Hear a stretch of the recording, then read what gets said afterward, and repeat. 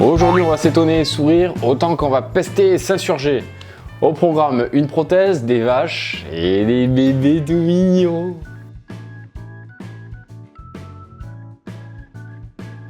Oh bon sang que ça fait du bien de lire un truc pareil. Un designer colombien est à l'origine d'une invention ô combien intéressante. Comme quoi, il n'y a rien à faire, hein. MIT, Google ou n'importe quel autre labo à fond démesuré, la créativité ça s'achète pas. Alors avant de vous en parler, il existe déjà bien entendu une multitude de prothèses de bras déjà fonctionnelles. Toutes rivalisant bien entendu de technologies de pointe. On peut par exemple citer l'exemple de celle de l'équipe de Silvestro Misera, qui a quand même réussi le prodige de redonner le sens du toucher à son porteur.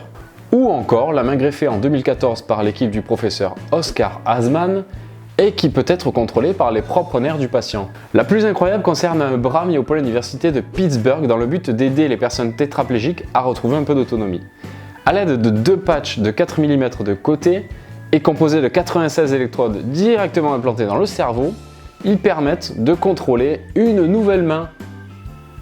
Bref, je vais pas vous faire l'inventaire, il y en a vraiment une multitude. Maintenant, j'ai un petit défi pour vous là, qui êtes derrière votre écran ou devant, ça dépend comment. Bref, je vous mets au défi de trouver le point commun de toutes ces prothèses. Alors eh bien, elles sont toutes moches, tout simplement. Le génie de Carlos Arturo Torres est d'avoir mis au point une prothèse à destination des enfants. Parce que les affections invalidantes ou les malformations ne concernent pas que les adultes. Et les enfants ont une spécificité en plus, ils ont une personnalité à construire. Et c'est pourquoi, à la suite de son idée, Carlos Arturo Torres s'est rapproché du Lego Future Lab pour mettre au point une prothèse compatible Lego. Et ça change tout. Imaginez si le petit, au lieu de se ramener près de ses camarades avec un bras Terminator à moitié pété, il arrive avec un bras canon Iron Man, il aura une autre gueule. La prothèse est composée de 3 parties, l'interface, le muscle et la main. C'est cette dernière partie qui est déclipsable pour permettre à l'enfant de laisser libre cours à son imagination en construisant toutes sortes de mécanismes en Lego. C'est magnifique, c'est en voyant des inventions comme ça que je me souviens pourquoi j'aime l'humanité et la technologie. En voyant comment pensent ces abrutis, par contre, j'ai envie de tout brûler.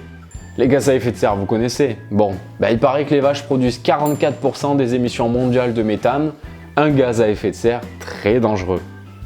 Donc c'est logique, les vaches sont responsables du réchauffement climatique. Un grand merci à Alexander Ristov qui, grâce à sa création, un complément alimentaire du nom de 3NOP, permettra aux vaches d'émettre 30% de méthane en moins.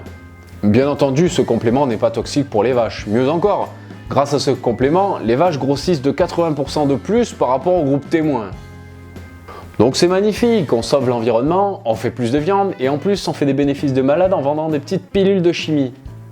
Il y a tellement de pognon à faire qu'on verra dans 30 ans si les consommateurs perdent leurs cheveux ou font des enfants à 2 têtes. Bien sûr, on s'abstiendra dans l'étude de mentionner que le méthane ne représente que 15% des gaz à effet de serre. Si on soustrait à ces 15% les 44% de parts émises par les vaches, il ne reste plus que 6,6%. On est tous d'accord pour dire qu'il est absolument essentiel de réduire la cause des 6,6% de gaz à effet de serre produits sur Terre. Avec la pilule magique 3NOP, on diminuerait les émissions de méthane des vaches, soi-disant de 30%. Ce qui fait que si on applique ces 30% à nos 6,6%, on se retrouve à 4,62%, soit une baisse de 2%. On diminuerait seulement de 2% les émissions de méthane sur Terre. Waouh! Avec ça, c'est sûr, on sauve la planète. Par contre, les 95,38% de gaz à effet de serre restants, on s'en fout, ça peut attendre. On va se calmer un peu, on va finir sur quelque chose de léger et tout mignon, les bébés. Grâce à l'université d'Uppsala de Stockholm en Suède, on sait maintenant comment on voit les bébés. Alors le verdict de cette étude, c'est qu'au-delà de 30 cm, les bébés de 2 à 3 jours n'y voient plus rien. En fait, ils y voient une espèce de forme un peu floue, mais ils savent pas si c'est un visage ou autre chose. Par contre, en dessous de ce seuil, ils déterminent parfaitement le visage et les expressions et sont même capables de les reproduire. Sans qu'on sache par contre vraiment s'ils y associent du sens. Sans doute à cause d'une fovea encore peu développée. La fovea, c'est une zone centrale du macula qui se développe jusqu'à l'âge de 15 mois et qui permet à l'œil d'acquérir sa résolution maximale en ce point. Elle est uniquement composée de cônes qui permettent de voir la couleur, les bâtonnets étant répartis sur la rétine périphérique, donnant une impression de champ de vision avec peu d'acuité visuelle. On terminera sur ces jolies images de bébés tout mignons Comme d'habitude, n'hésitez pas à réagir sur les réseaux, YouTube, commenter, ce que vous voulez. Allez, je vous dis à bientôt, ciao!